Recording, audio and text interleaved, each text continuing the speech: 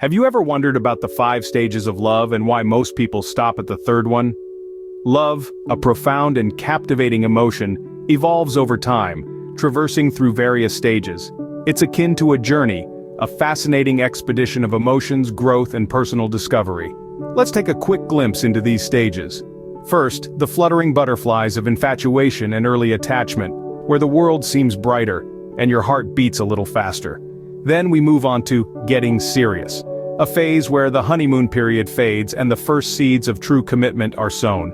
The third stage, often a turning point, is the crisis stage, where love is truly put to the test. Then we have the climbing down from the pedestal stage, where love matures and acceptance reigns supreme. Finally, we reach deep attachment and stability, a stage of profound connection and unwavering bond. Let's dive into these stages and see what each one entails. The first stage of love, infatuation, and early attachment is all about passion and playfulness. It's the stage where you can't stop thinking about the other person. Your heart pounds when you see them, your palms sweat, and you might even feel a bit lightheaded. It's like being on a roller coaster. The highs are euphoric and the lows leave you longing for more. Life seems sweeter, brighter, and more exciting. During this stage, you're riding on a wave of dopamine and oxytocin, the brain's feel-good hormones which fuel your desire and deepen your attachment to your new love interest.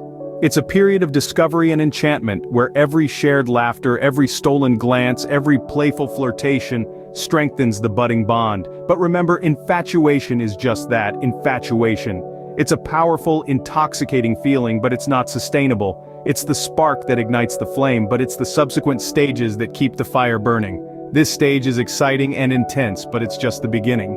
Once the initial glow wears off, couples start getting serious about their relationship. This stage is a profound turning point where the euphoria of infatuation starts to fade, and the reality of love begins to set in.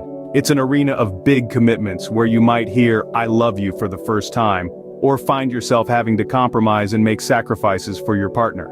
It's a time of deepening connection and growing intimacy, but it's not without its challenges. As the initial excitement dwindles, it's easy to find your eyes wandering or your heart yearning for that early thrill. This is the moment where the real work begins, where love becomes less about feeling and more about choosing. It's about deciding to stay, to fight, to work through the challenges that inevitably arise. Without putting in the necessary work, couples may drift apart. This is a stage where love is not just a feeling, but an action. The third stage, the crisis stage, is often the make or break point of relationships. This point in the journey of love is, arguably, the most challenging. It's a stage where couples face significant adversity, a crisis that tests their bond and pushes them to evaluate their relationship deeply. This stage was explored in a long-term clinical study by neuroscientist Dr. Helen Fisher and clinical psychologist Dr. Lucy Brown. They found that as couples navigate through this crisis, their brains evolve, allowing them to perceive their love as richer and deeper. The bond, in essence, becomes more rooted in knowing the other person better. This crisis stage is instrumental.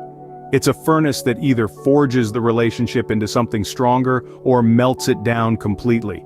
It's a stage that helps both parties see how much they've grown, how much they've changed, and whether or not they can continue to grow together. This is the stage where most people stop, but those who make it through emerge stronger. In the fourth stage, couples see each other's flaws clearly but learn to forgive and accept one another. This stage, known as climbing down from the pedestal, is a pivotal point in the relationship journey. It's here that the rose-tinted glasses come off, and partners begin to see each other for who they really are, warts and all. The infatuation phase has passed, and the serious phase has set in. Now, the relationship faces its most significant test yet: acceptance. It's about acknowledging that your partner isn't perfect, and neither are you. But despite the flaws and the weaknesses, you choose each other every single day. This stage evolves the relationship into something deeper, something more profound. It's no longer just about the butterflies in your stomach or the passionate romance. It's about commitment, about building a robust foundation based on friendship, trust, and mutual respect. Love at this stage is no longer held up by ideals of romance or passion, but by a strong foundation of friendship, trust, and mutual respect. The fifth and final stage of love is deep attachment and stability. This stage is where the magic happens, where love blossoms into its truest form. Here, the relationship has achieved a harmonious balance, a sense of stability that feels as certain as the ground beneath your feet. The turbulence of the previous stages has calmed to a gentle ebb and flow of understanding, respect, and mutual growth. This stage is marked by a deep connection that transcends the physical and emotional, reaching into the very core of your beings. It's like a well-worn book that you've read countless times, yet each read brings a new level of understanding and appreciation. Yet reaching this stage is quite a rare achievement. It signifies a strong and lasting bond has been forged, a bond that has weathered the storm of infatuation, navigated the serious commitments, survived the crisis, and accepted each other's flaws. Reaching this stage means that a strong and lasting bond has been made. So, these are the 5 stages of love, each with its own challenges and rewards. From the heart-fluttering infatuation and early attachment stage, where everything seems rosy and perfect, we move on to the getting serious phase. This is when the butterflies settle, and we start to see our relationship for what it truly is.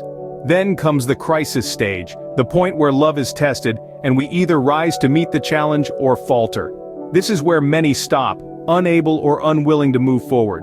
But for those who do, they step off the pedestal and into acceptance, seeing their partner's flaws and loving them regardless. And finally, we reach deep attachment and stability, a stage marked by a profound bond and balance. Remember, reaching the end isn't the goal, but rather understanding these stages and nurturing love at every step. If you enjoyed this video and learned something new, give it a thumbs up, subscribe to our channel, and check out our other videos. Thanks for watching.